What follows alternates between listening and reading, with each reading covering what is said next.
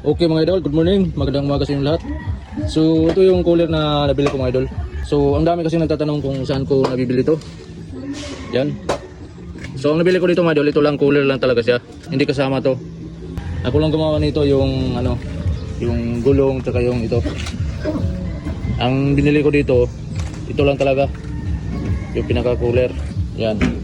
Tatlong tubo po yan ang niyan, laman. Ito kasi yung luma ko, yan.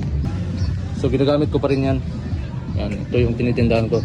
So ang kagandahan dito mga idol, kasi wala siyang walang kahoy.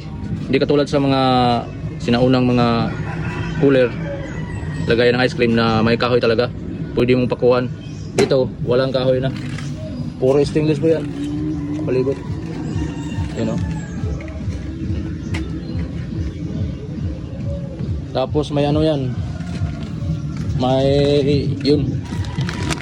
May labasan ng tubig dito. Bunutin mo lang yan. Yan o. Lalabas na yung tubig dyan. So ito mga idol yung yung pangalan ng gumagawa sa cooler ko. Yan, gumagawa talaga yan, legit yan. So mag PM lang kayo dyan kung gusto nyo magpagawa.